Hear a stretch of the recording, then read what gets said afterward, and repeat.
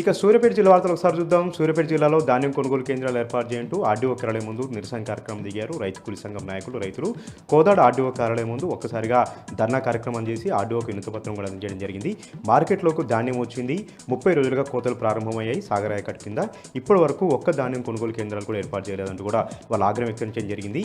ప్రభుత్వం ధాన్యం కొనుగోలు కేంద్రాలు ఏర్పాటు చేయకపోవడంతో రైతులు మిల్లర్లను ఆశ్రయిస్తూ ఉన్నారు, దళారులను ఆశ్రయిస్తూ ఉన్నారు, పూర్తిగా నష్టపోతున్నారంటూ కూడా రైతు కూలీ సంఘం నాయకులు ఈ సందర్భంగా ఆవేదన వ్యక్తం చేయడం జరిగింది.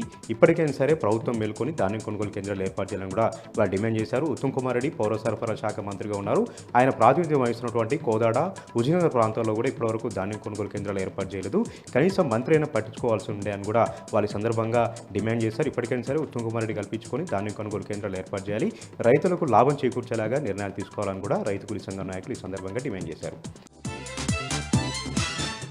ఇక సూర్యాపేట జిల్లాకు సంబంధించి మరొక విషయానికి వస్తే సూర్యాపేట జిల్లా కలెక్టరేట్లో సర్దార్ సర్వాయి పాపన్న గౌడ్ వర్ధంతి వేడుకలు ఘనంగా జరిగాయి. కలెక్టర్ తేజస్ నందలాల్తో పాటు ఇతర గౌడ సంఘం ప్రతినిధులు, అధికారులు కూడా ఈ కార్యక్రమంలో పాల్గొని సర్దార్ సర్వాయి పాపన్నకు ఘనంగా నివాళులర్పించారు.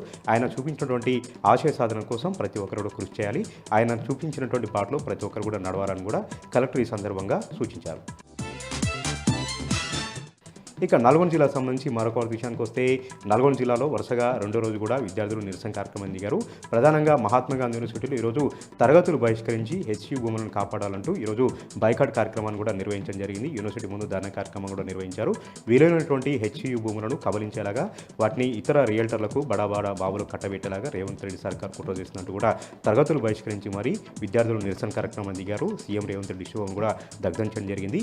ఎట్టి పరిస్థితుల్లో హెచ్యూ భూములను కాపాడుకుంటాం, అక్కడ పర్యావరణాన్ని కాపాడుకుంటామని కూడా విద్యార్థులు ఈ సందర్భంగా ప్రతిజ్ఞ చేశారు.